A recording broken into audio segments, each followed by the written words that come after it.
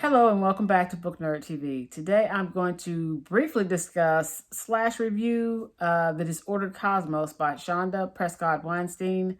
I listened to an audio version of this book instead of reading the actual hard copy. Nevertheless, I enjoyed the book. I think if I had had an actual hard copy of the book, it might have been easier for me to visualize some of the aspects of Professor Weinstein's book if I had a hard copy book to read. Now, I'm not sure why that is. I take in information or visualize information differently when I'm listening to it versus I think when I'm reading it. The Disordered Cosmos is part a discussion or discourse about physics and quarks and leptons and all of this super physics-y stuff, right? But The Disordered Cosmos is also part memoir about Chanda Prescod-Weinstein's journey from being a kid who was just really fascinated by the science and the math of it all, and who decided at a very young age that she wanted to study physics and the planets and all of this really sort of astronomical aspects of the universe. Chanda Prescod-Weinstein identifies as a gender, and I'm going to try to stick to referring to Professor Weinstein as person, because I don't know that they, them pronouns are appropriate when you identify as a gender. So I'm going to use Professor Weinstein's titles, I think, more than anything, because I don't want to misidentify Chanda Prescod-Weinstein in any way. So I may use Professor Weinstein a lot in this discussion. And if I've referred to Prescod-Weinstein as her at any point in this video previously or going forward, it's a mistake on my part, and I'll try to make sure that I don't continue to misidentify Professor Weinstein. So, having said all that, with The Disordered Cosmos, Professor Weinstein gives what I thought was a great explainer for perhaps the lay people with regards to quarks and leptons and dark matter and just all of this really fascinating stuff that sort of the kid in us or the scientist in us maybe would really like, if that's something that you're into, whether you want to be a physicist or whether you're just generally interested in science and physics. The book is interesting and educational on that front and graspable. It's something that Professor Weinstein explains well enough to give someone a pretty good grasp of the field that she works in, the particular field that she works in, which I appreciate. While we're getting the explainer about leptons and quarks and dark matter, Professor Weinstein gives us, for me, this really wonderful perspective of moving through this exclusionary field of science as a person of color and as a person who does not identify traditionally within the binary of male, female, or really a specific gender. And that perspective is eye-opening and interesting because Professor Weinstein discusses how science has been used as a cudgel, as a gatekeeping device to keep out those people. Usually those people are people of color, are people who may describe as non-binary or agender, are people who may be gay or straight or asexual, are people who are not sort of straight white males who held the keys to the kingdom with regard to science, period, whether it's academia, actual research. It's been those people who have held the keys, held the money, and decided who gets let in, who gets pushed out. Because let us not forget, science is used to classify human beings, or to classify some human beings as not human, and therefore you can treat them any kind of way that you want. So science has been used to justify all kinds of bigotry and discrimination and hatred, the history of the world. And certainly the expansion of sort of imperialist interests into places where people of color live and where where the resources are. But neither here nor there. Let me get off that soapbox. Since those people, those straight white males, have been the gatekeepers and have kept people out and have used science in a negative way to negatively affect people that they wanted to keep out as other, Weinstein moving through this maze to get to where Weinstein can work as a scientist, can work as a researcher, can eventually work as a professor, is fraught with all of these roadblocks that straight white men never have to encounter, never have to even consider or think about, because those roadblocks simply don't exist for them.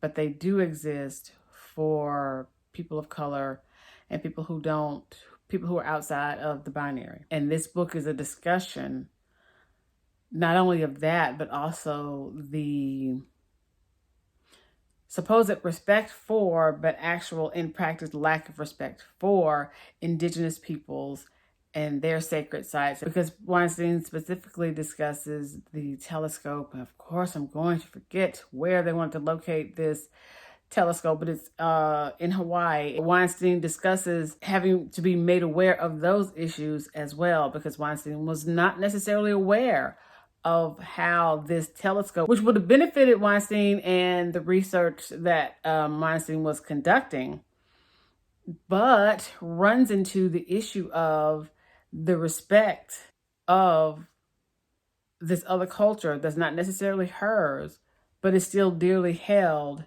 and that people are fighting to keep an observatory from being built on land that is sacred to the First Nations people in Hawaii. What's more important, the observatory or respecting the history, the culture, and literally the people, the First Nations people on that same plot of land?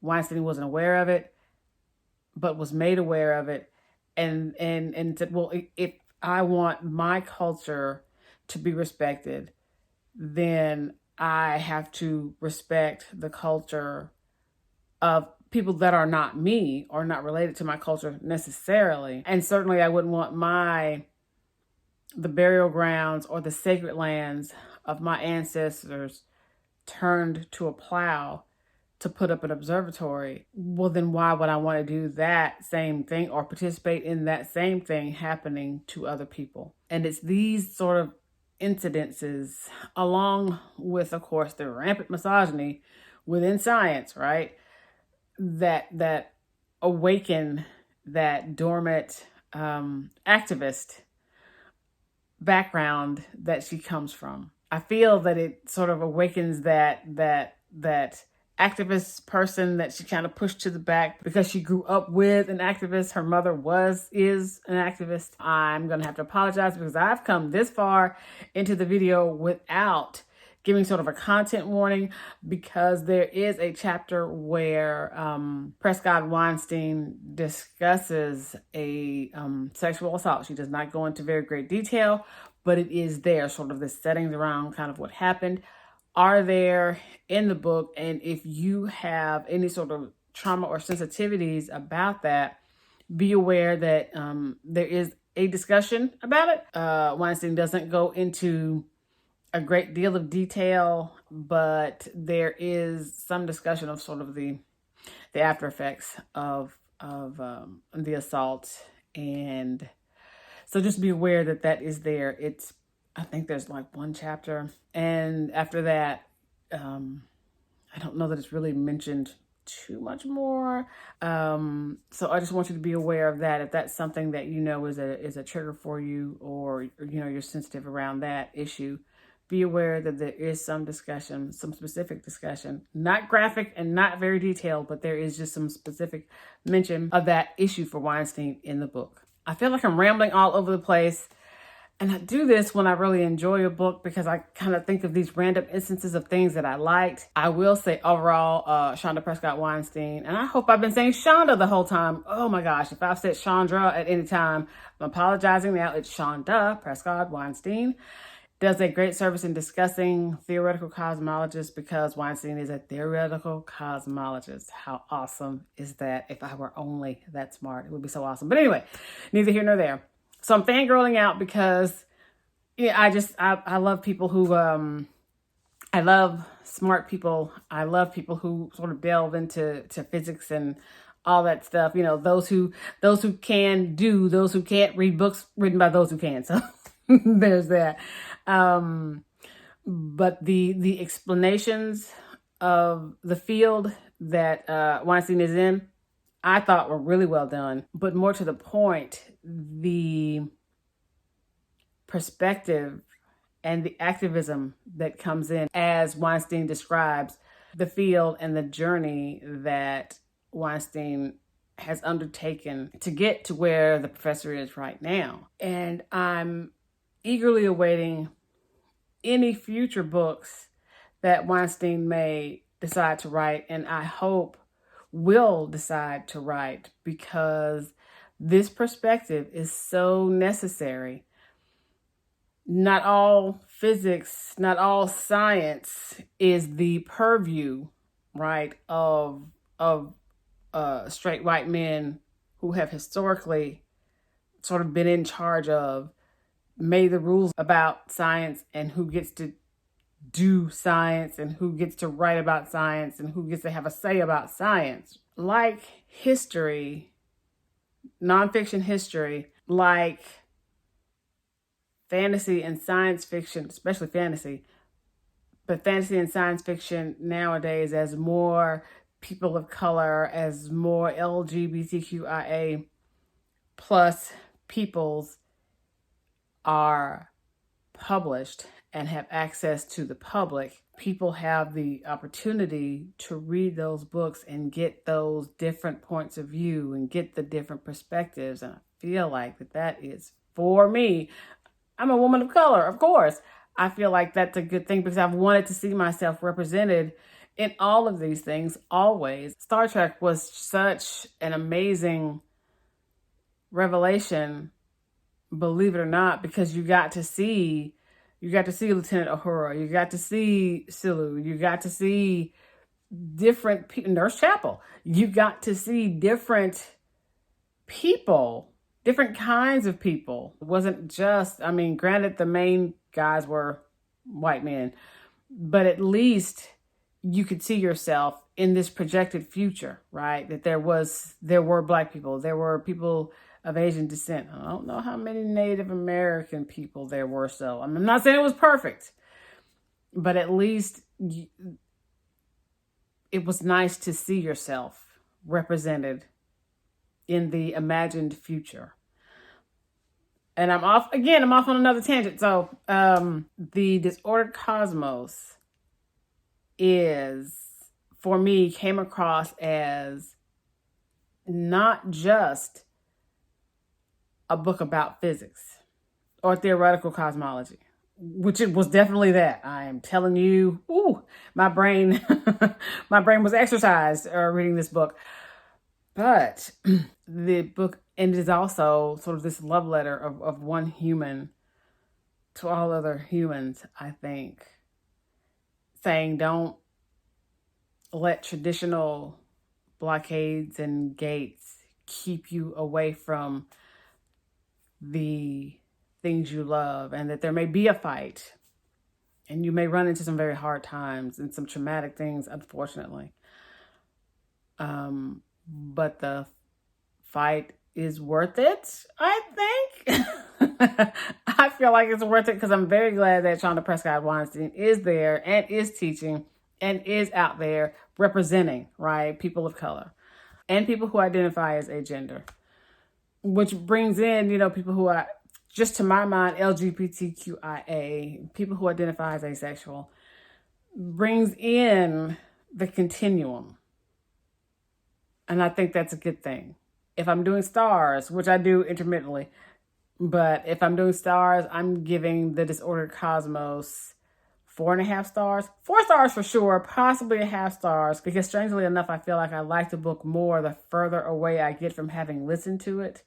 So I think that's a good thing, because distance usually cools down my enthusiasm for the book. However, in this case, it's the opposite. Sort of the further away I get from the event of having read the book or listened to the book, the more I feel like I appreciate and enjoy the book. So I think when that happens, I feel like that's the mark of a good book. So I will read it again, and we'll see whether or not it goes on up to 5 stars. Well, that's it. That's the review. Hope you enjoyed it. I will see you next time. Be good, do good, stay safe. See ya.